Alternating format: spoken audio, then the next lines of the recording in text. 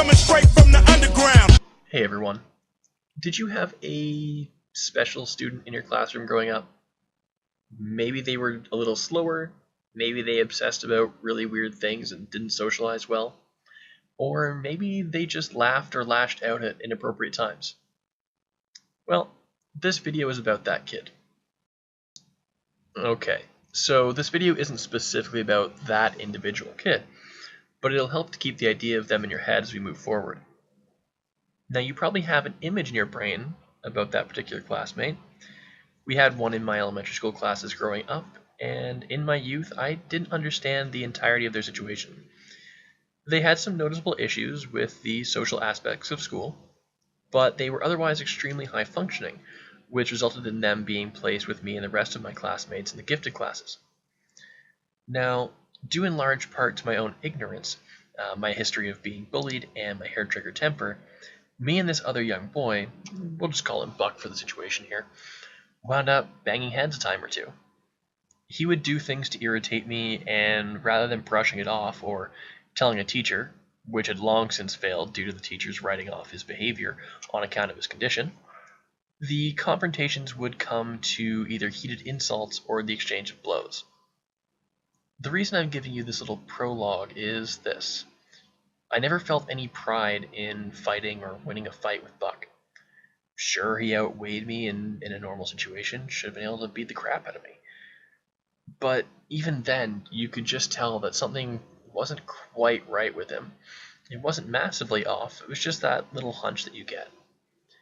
Now, this hunch didn't stop you from trading blows, but it did leave you with a certain level of shame afterwards because all you'd done was beat up the weird kid. If my anecdote doesn't do it for you, just think of how North Korea likes to bluster and carry on, threatening the United States.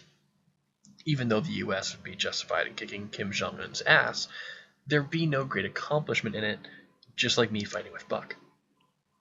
And these analogies, dear viewer, lead me to these two characters, Bering and the Atheist Gamer.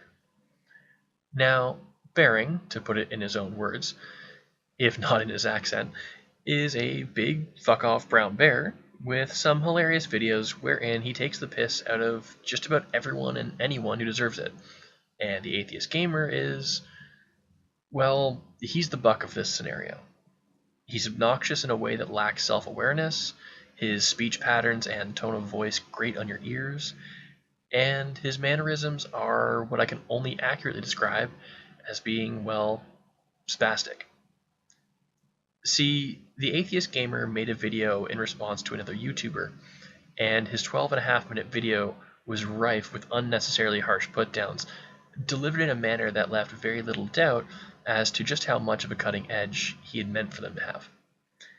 Bering, being the even-handed bugger that he is, decided to tear a strip off of the Atheist Gamer for being, well, what Bering would call a cunt. Now, while I agree that the Atheist Gamer needed to be put in his place, the way this saga ultimately concludes didn't seem, to me at the very least, to be appropriate for the mental capacity of the Atheist Gamer. So, Bering invites the Atheist Gamer to a live stream after some back and forth, and proceeds to deliver a beating by twisting the Atheist Gamer around and dicking around with him.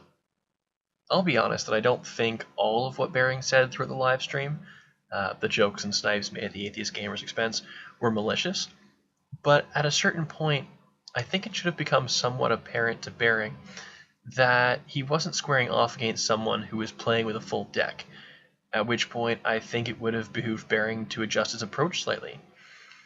Now, should the Atheist Gamer have been so harsh in his criticisms of the young girl? No, absolutely not. 14-year-old feminist kid, kind of just stepping off the path, doesn't really know what's going on. Didn't deserve that kind of, verbal attack. The issue here, though, is whether or not I think he's entirely capable of understanding the effect that he was going to have. You see, something I noticed back in the day with Buck was that our altercations most often came about during the most social interaction-focused parts of the day. Now, this seems a bit self-explanatory, what with higher rates of social interaction, resulting in larger numbers of negative interactions.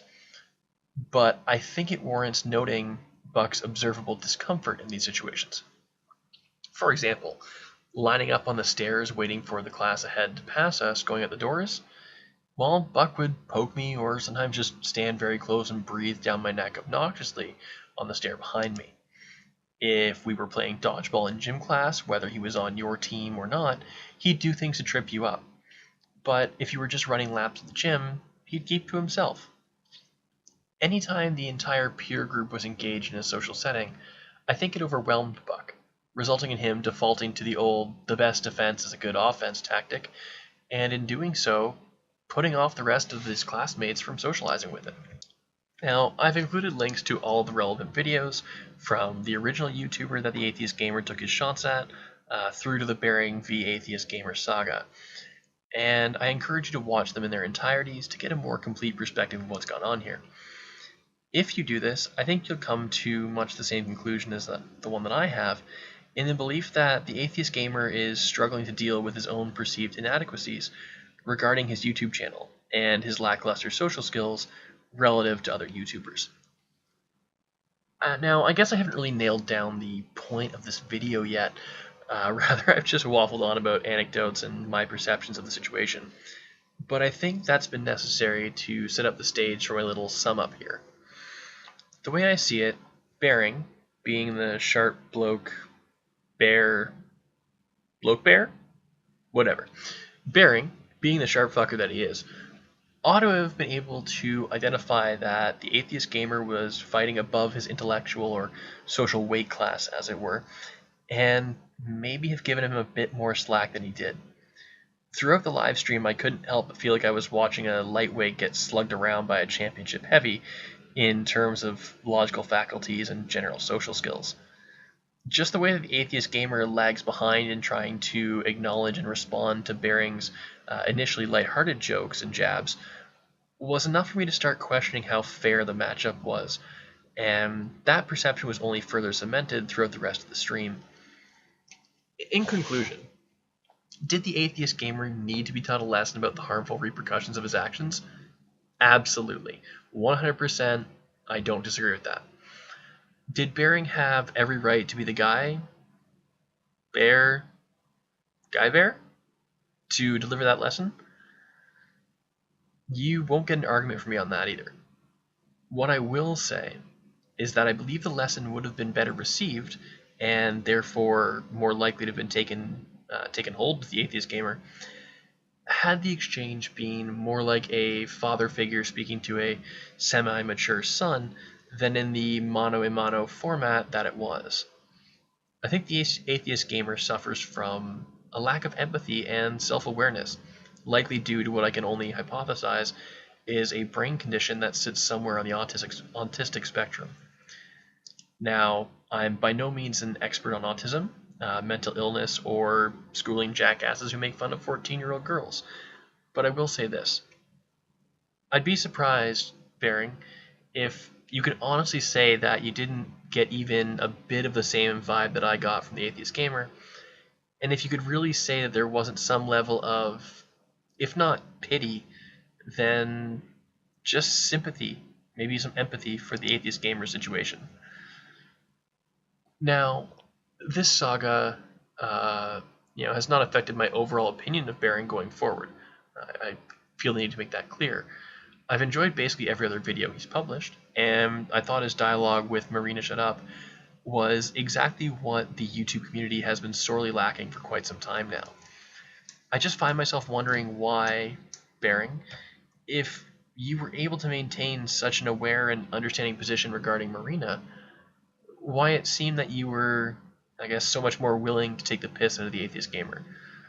I know he was, harsh in his own criticisms, but wherein Marina obviously had the mental capacity to engage with you and have an even keeled discussion, but she hadn't been really that rude to people, even though the Atheist Gamer had been, well, an absolute shithead towards people, why maybe he didn't deserve some slack.